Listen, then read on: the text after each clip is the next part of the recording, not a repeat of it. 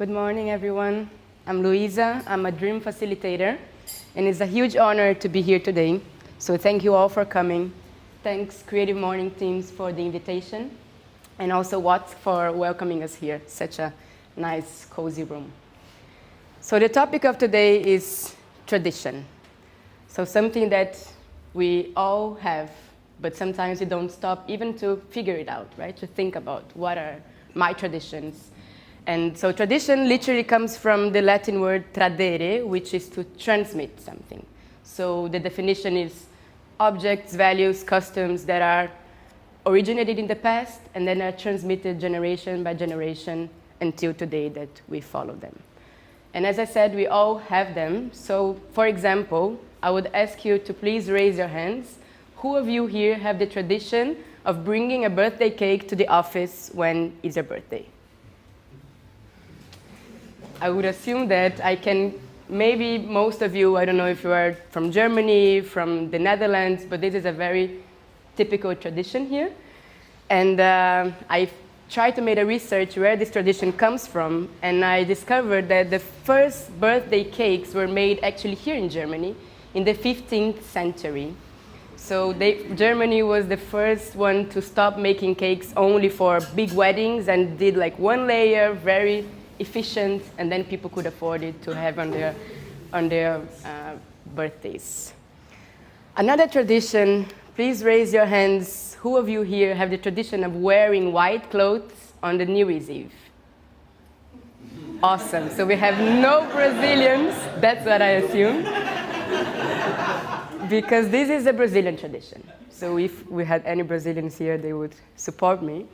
But this is a tradition that comes from the candomblé, which is an African religion, that they were in New Year's Eve offering things to the gods at the beach, and then Brazilians really liked that, and then we started to wear it in terms of also bringing good luck in our changing of the year.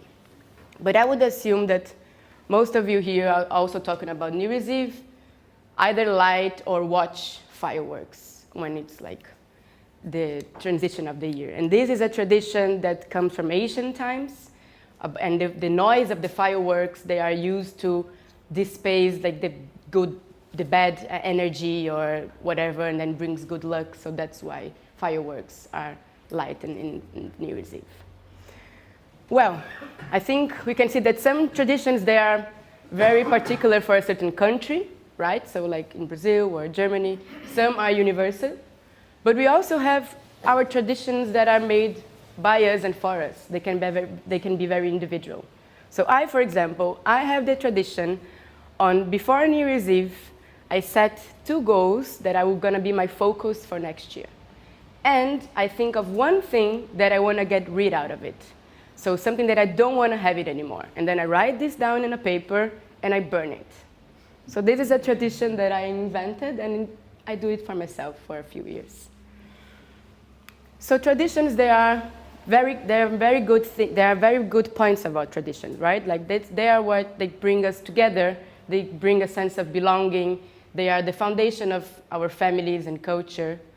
But also some of our traditions, they just not fit to us. We maybe just follow them, but not necessarily they make sense not necessarily they are good.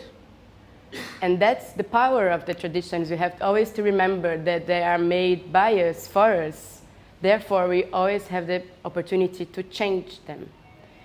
Because sometimes the ones that we don't feel that fits or they are useful, we can just break.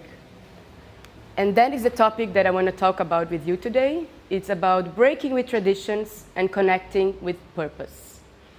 So why purpose? What is the connection between both? Purpose is what makes us unique, right? It's our unique essence. So the more we are aware about ourselves, the more we know who are we in the world and what we want to follow and with whom we want to be surrounded with. And this is very important, and it's something very internal. So the only way to connect with your purpose is to connect with yourself, and this can be very hard, lonely journey, but most of the times specialist, and also I can guarantee from my experience that the more aware, the more connected with our purpose we are, the better decisions we can make and better choices we can follow. So in order to illustrate a little bit the process of the importance of sometimes breaking with traditions in order to connect with your purpose, I want to talk a little bit about my journey. And I really like this quote when we ask, can you remember who you were before the world told you who you should be? So I went back in my early childhood, and I can see some very relevant turning points of my life. So first of all, I come from a family of entrepreneurs. So my grandfather left Russia because of the war, and then they started like a new life in South America. So he's a typical self-made man. And then ended up, my both parents are entrepreneurs. And then me and my brother, coincidentally or not, maybe a family tradition, we're also entrepreneurs. So my first enterprise was when I was 6 years old, that I was selling jewelry in front of my door to my neighbors and to the people around me.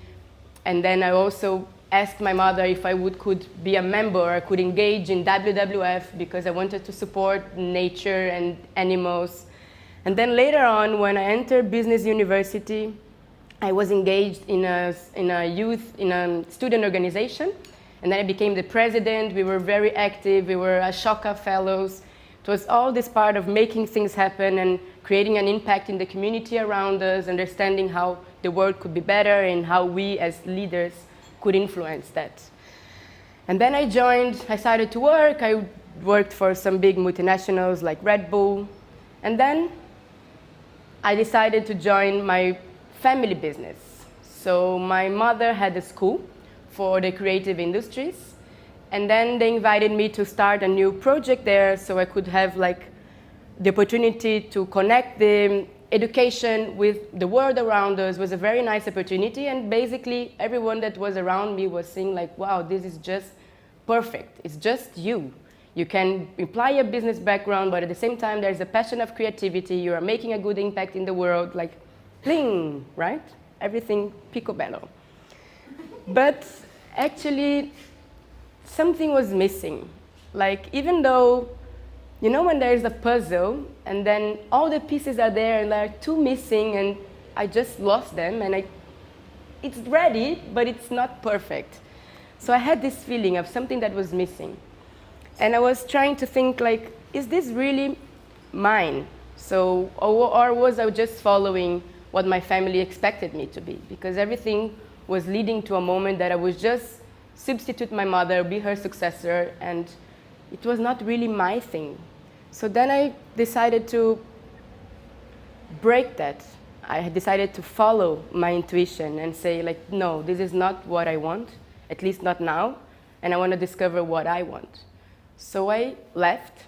It was a big disappointment for everyone, but I think I got my family's support, and I decided to move to Berlin. So then I came to Berlin, and I said, I'm going to study an MBA, have the moment to reflect on myself and also refresh my skills. And then was a full, very intense year. You know it. And then after the MBA, it was again the question mark. And now what? You have the opportunity to reinvent. You broke with the traditions. And who are you now? What do you want to do? That was the moment that I stopped and I looked back in my life, in my career. So basically, I thought of all these moments. Oops, sorry. I thought of, no. How can I go back? Can I go back in the slides? Yes, the button below. It didn't work. Sorry. So I just thought of these moments and thought, those were the moments that I remember being the most fulfilled. Happy and doing something. And what did they have in common? What I found out was that they all were moments that I was doing something, so starting something, and not any projects or business or ideas, but things driven by a purpose. They had a meaning either for me or for a community, but they were impacting something. So then I thought, how can I have more of these moments in my life? How can I give word and voice for these dreams and help them to become reality, so turn it into action? So that was the moment that I get this idea and I created my job. So I started Dream Facilitation, which is a movement to empower dreamers, so purpose-driven individuals around the world, to take action and implement either new businesses, new projects, or just a career transition, but driven by their purpose. And this is I do with the help of many people around the world. But talking more about purpose, right? So coming back of what is purpose and what is the connection between purpose and tradition.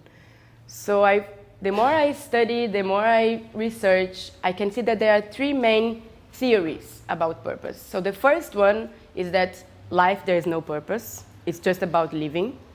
The second one is a purpose as a meaning to live. And the third one is a purpose as a journey. So I'm going to explain you a little bit further about all these three theories. So the first one is pretty much followed by many spiritual leaders that they say, don't search for a meaning for our life, and even less for a God-given purpose, right? Our life is about to live and to experience it totally. So make the best out of what you have, and there's not a goal to reach. Life is the goal itself. So the second theory, which I really like, I'm going to talk a little about Viktor Frankl. I don't know if you heard of him. He's a psychiatrist. He's an Austrian psychiatrist. He's the founder of logotherapy. And he also is a Holocaust survivor. And that's the first question he did in his logotherapy session was to his patients, why don't you commit suicide? And then once they could find out the reason to live, then they were kind of going through the treatment. So that's the quote of Nietzsche, that those who have a why to live can bear with almost any how. And then the how, he says, even all the suffering that you can go through concentration camps, even that can be fulfilled when you have the why to live. So he says that this purpose is not something that you create. It's something that you discover. So it's all about making constant choices and looking inside and trying to discover what is yours. And he says everything can be taken out of human being, but one thing, to choose its own path. So we all have the freedom and the choice to choose what we want for ourselves. And then the third one is about the journey, right? So it's not about getting somewhere. Purpose is not a goal or something that you will reach, but more what will drive you towards that. So more like a compass that helps you to navigate life and make better decisions, things that are more suitable to yourself. And I think all these three theories, from my point of view, they are kind of telling the same. Sometimes we perceive it differently. One can resonate more or less with you. And that's the beauty of it. There is not a rule. That's not like a tradition. There is a definition. Purpose is something that we have to feel, and it has to make sense for ourselves. So whatever, if you believe it or not, if you want to follow or not, it's all about understanding where you come from, what would you like to do, and then how does this resonate with you. Because otherwise, we have a higher chance of going to our end of our lives with our music still inside us, unplayed. So there's even a research made by Bronnie Wire. She is a nurse, and she researched many patients in their very last days of their lives and was asking, what is your highest regret? And the top one regret is not to have lived a life true to themselves, but have lived a life based on what others expect them to live. And that's the risk, that once we don't think also about our traditions, why we have them, do they make sense for us, we can maybe just follow what others want us to do, right? So I think that's, in our societies we are living, there is a lot of anxiety, and there's a lot of this existential crisis. And this is pretty much driven by there are many factors, right? But one of them is that we have so many choices, we have so many things we can do that we can get lost. Like, what should I do? What is my thing? And then the second one is sometimes we just are bombarded with messages of, you have to be that, you have to achieve that, people are doing that, and then you just get lost. Like, who am I in this lots of expectations? So I think that's the link that I would like to do with traditions. I don't want to make it a bad point. They are very important, but some just are not. Like, for example, for me, following my family business, it was not what I wanted to do. It was not my purpose. So my purpose is to empower people to live a more fulfilling life and to make that happen. And that's what I managed after breaking with the tradition and starting Dream Facilitation. And I'm, of course, still in a process. So just not to leave you with a feeling of like, oh no, I want to make it more positive. And I want to show you some steps of how can you start, right? Like I assume most of you might already be following your own path. I don't want to be repetitive. I'm just going to show you how we do a Dream Facilitation, and just to make like 3 steps that are also like general, but they can be applied. So the first step is discovery. Everything that we are talking about, self-awareness, look at inside. And then I would recommend that the first step would be this one that I did, for example, of connecting the dots. So looking back in your journey, think of the moments that you were most fulfilled or that you felt something like a fire or something inside you, and then try to find like a pattern, right? And what this thing has in common.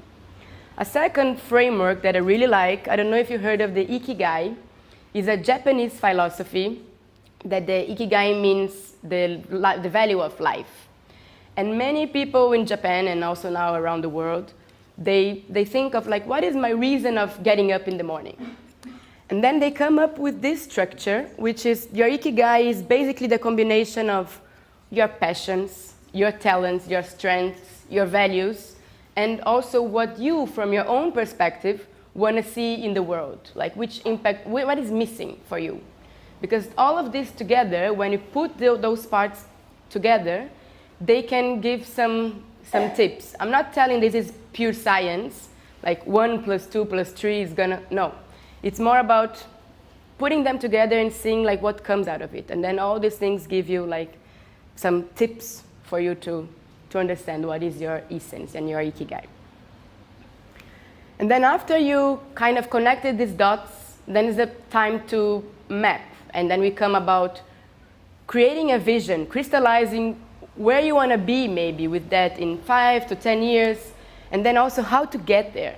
And then break this vision into very small steps.